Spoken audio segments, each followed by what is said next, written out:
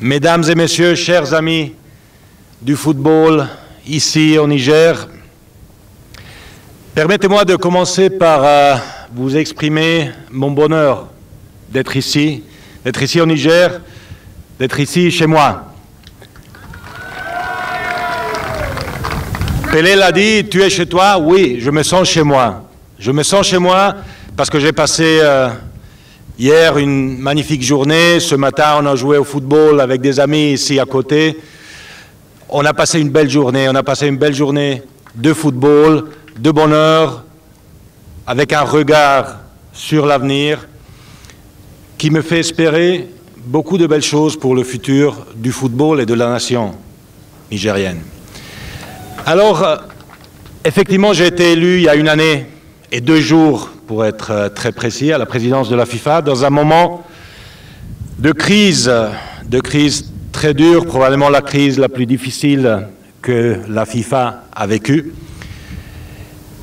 Et j'ai été élu avec un programme concret, un programme bien sûr de réforme et de bonne gouvernance, un programme que j'ai mis en place parce que la FIFA nécessitait de réformes, la FIFA nécessitait de bonne gouvernance.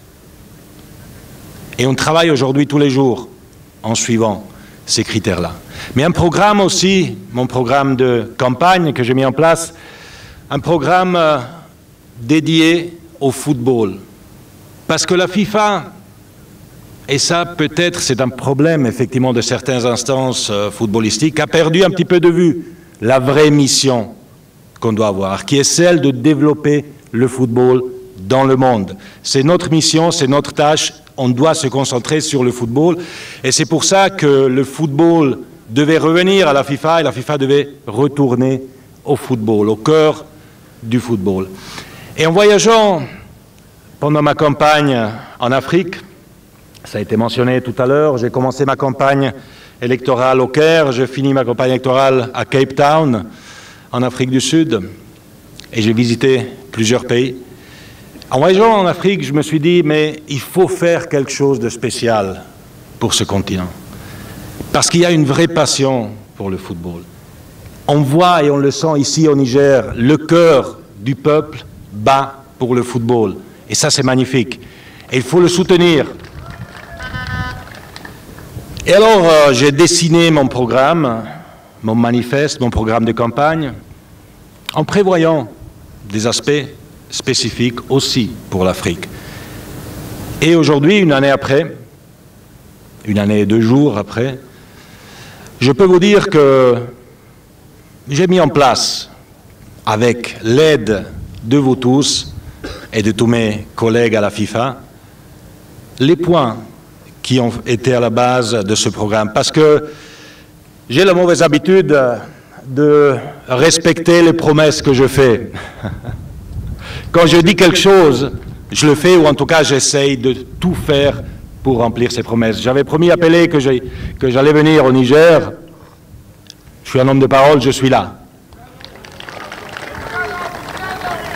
Et j'avais dit pendant ma campagne que si j'étais élu, le secrétaire général de la FIFA ne devait pas être un Européen, que ça devait être un Africain, parce que l'Afrique a donné beaucoup au football mondial. Des gens, bien avant moi, l'ont dit. L'Afrique a donné beaucoup, il y a beaucoup de joueurs, notamment en Europe, etc., etc. Il faut redonner quelque chose. Mais qu'est-ce qu'on redonne concrètement? Il faut impliquer l'Afrique dans la gestion de la FIFA, et c'est pour ça que la première secrétaire générale femme et non européenne, c'est une Africaine, c'est Fatma Samoura du Sénégal, qui a travaillé pendant 21 ans aux Nations Unies, qui connaît toute l'Afrique et aussi d'autres parties du monde pour avoir travaillé dans le développement, dans l'humanitaire. Et une organisation comme la FIFA, qui se veut organisation mondiale, ne peut pas vraiment l'être s'il n'y a que des Européens, s'il n'y a que des Américains, s'il n'y a que des Asiatiques. Il faut être inclusif, il faut reprendre le monde, il faut inclure le monde. Et c'est pour ça que le poste le plus important à l'administration de la FIFA revient aujourd'hui, pour la première fois en 113 ans d'histoire de la FIFA, à une femme africaine. En plus de ça, on a, et je vous dis juste en quelques mots, les points majeurs des réformes. On a augmenté le nombre des membres africains au sein du Conseil de la FIFA. On est passé de 4 à 7. C'est important, c'est beaucoup. Mais c'est important d'écouter, parce que seulement en écoutant et en incluant, on peut vraiment développer le football. On a augmenté aussi le nombre d'équipes lors de la Coupe du Monde. Là, je pense qu'on a même fait mieux que ce que j'avais proposé dans ma campagne, parce que lors de ma campagne, j'avais proposé 40 équipes pour une Coupe du Monde avec 7 équipes africaines.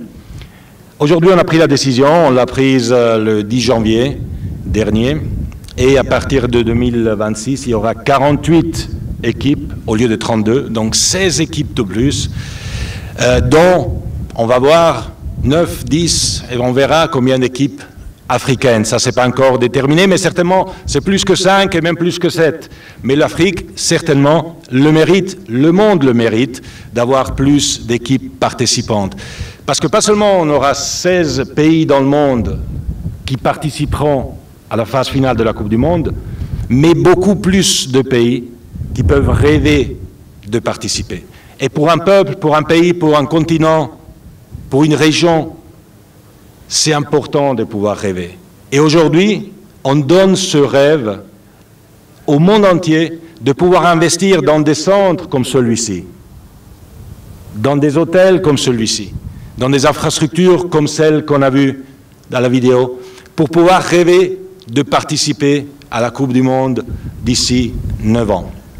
On a aussi augmenté la participation des fédérations au sein de la FIFA en créant des sommets exécutifs avec lesquels on fait des voyages à travers le monde pour partager et pour avancer tous ensemble. Et c'est ainsi qu'on a organisé par exemple, la semaine dernière, un sommet exécutif à Johannesburg, la semaine d'avant, c'était à Doha, au mois de décembre à Singapour, avant à Paris, le premier sommet de Paris auquel votre président Pelé a participé. Et c'est important parce que, contrairement au passé, on ouvre les portes de la FIFA et on ouvre les portes du monde en invitant, lors de ces séances, pas seulement des Africains ou des Européens, ou des Asiatiques, mais en mélangeant les personnes des continents différents, les présidents des continents différents, pour qu'ils puissent échanger leurs expériences. En plus de ça, et à propos, pour finir avec ça, on me disait hier que effectivement l'équipe nationale du Niger est entrée vraiment dans la carte géographique du football africain après avoir battu les Bafana lors de la Coupe d'Afrique il y a quelques années. Peut-être c'est vrai, mais ce qui est certainement vrai aussi, c'est que le Niger aujourd'hui fait partie de la carte géographique du monde footballistique, grâce à vous et grâce aussi à votre ambassadeur Pelé, qui est connu dans le monde entier. Alors, dernier point de mon programme pour l'Afrique, plus spécifiquement, mais en général, et je l'ai dit au début, si la FIFA n'investit pas ses ressources dans le développement du football, mais elle doit faire quoi avec ces ressources? Alors, dans mon programme, j'ai dessiné un nouveau projet de développement qu'on a appelé Forward, en avant, pour aller en avant tous ensemble. Et grâce à ce nouveau programme, on augmente les financements pour des projets tels que celui-ci. On les augmente remarquablement en multipliant par 3 ou 4 les ressources. Ressources financières, mais aussi liées à des critères de bonne gouvernance, parce que c'est important. Et alors, pour être très concret, parce que je ne suis pas un bon politicien, disons-le, je suis un travailleur, je suis un ouvrier, je suis quelqu'un qui veut faire les choses et je veux passer des paroles aux actions. Alors très concrètement, jusqu'en 2015, la FIFA investissait, distribuait 27 millions de dollars en Afrique pour les fédérations africaines. Aujourd'hui, la FIFA distribue 94 millions de dollars par année à l'Afrique, presque 100 millions. Ça, c'est concret. Et ça, c'est ce que la FIFA doit faire pour l'Afrique et pour le monde. Donc je suis très heureux d'être ici aujourd'hui pour pouvoir inaugurer ce bijou, cet hôtel dans ce centre magnifique, un centre qui est un exemple pas seulement pour cette région, Excellence, Monsieur le Président, un exemple pas seulement pour l'Afrique, un exemple pour le monde, parce que ce n'est pas facile de mettre sur pied une infrastructure pareille. Ce n'est pas facile de mettre sur pied des infrastructures dans toutes les régions comme vous êtes en train de faire, et je vous remercie.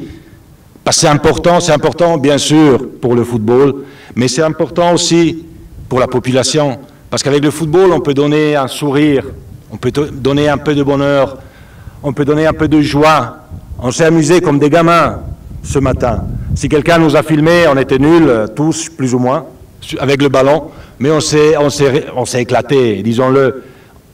Et c'est ça dont un pays a besoin. Le Niger, comme tout autre pays au monde, et en ce sens-là, vous êtes un véritable exemple pour le monde.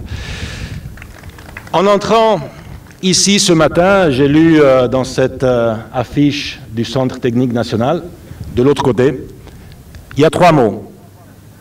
Humilité, ambition, excellence. Ces 3 mots qui, je pense, après ce que j'ai vu ici ces 24 heures, ces dernières 24 heures, ces 3 mots qui caractérisent le peuple nigérien, qui caractérisent certainement la famille du football ici, au Niger. Je pense que après cette inauguration et après ce que j'ai vu ici, on peut rajouter un 4e mot, fierté, parce que vous devez être fiers et vous pouvez être fiers de ce que vous avez fait et ce que vous faites pour le football au Niger, en Afrique et dans le monde. Merci beaucoup. Vive le Niger, vive l'Afrique. Merci.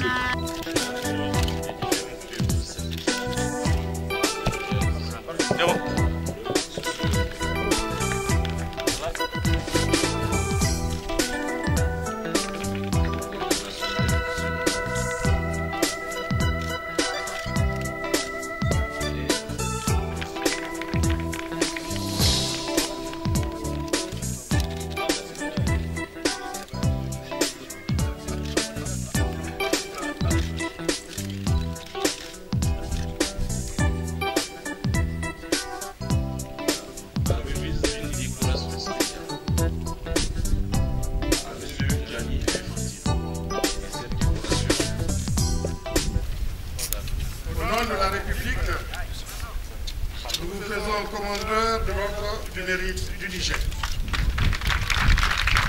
Voilà, mettez-vous en bas, il ne faut pas vous avancer. Oh.